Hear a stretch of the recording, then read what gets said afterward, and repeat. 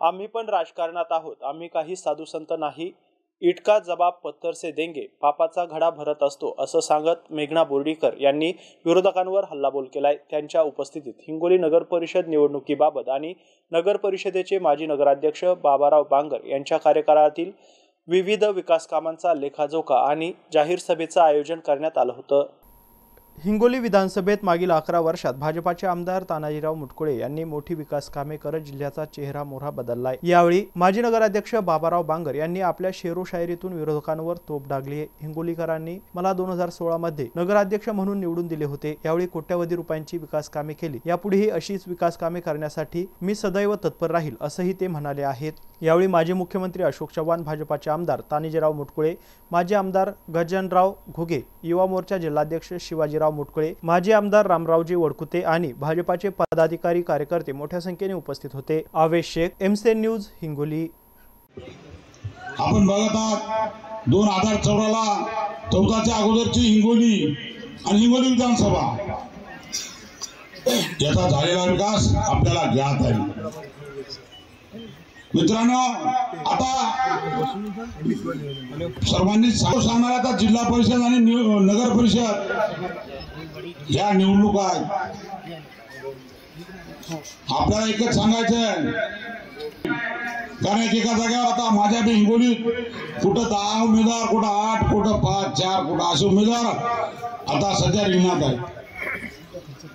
पण आपल्याला एकच सांगायचं आहे की आपल्याला हिंगोली नगरपालिका आणि जिल्हा परिषद भारतीय जनता पार्टीच्या ताब्यात घ्यायचे मित्रांनो। म्हणून आपण सर्वांनी एकजुटाने एक मताने काम करा।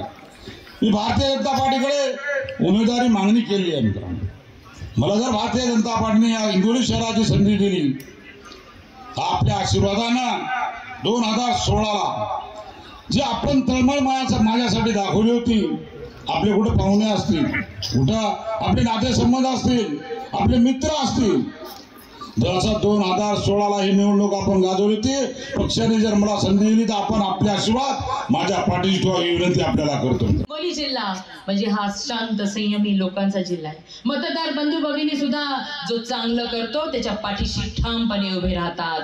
परंतु मुटकुळे साहेब, आपण या ठिकाणी सांगितलं की काही लोक दाब दडप करत आहेत, अनेक किस्से त्यांचे आमच्या पण कानावरती आलेले, पण त्या सगळ्यांना मी सांगू इच्छिते की आम्ही सुद्धा ह्या राजकारणाच्या माध्यमातून फक्त जनसेवा हाच एक पिंड बांधून पंतप्रधान नरेंद्र मोदीजींच्या मार्गदर्शनामध्ये, राज्यामध्ये तेवाभाऊंच्या मार्गदर्शनामध्ये काम करत आहोत आणि खरा जनसेवक तानाजीराव मुटकुळे साहेबांच्या रूपाने आपल्या सगळ्यांना मिळालेला आहे। पण इथं कोणी धमक्या बिमक्या देऊन काय करत असेल तर त्यांना पण मला सांगायचं की आम्ही राजकारणात आहोत, आम्ही काही साधू संत नाही।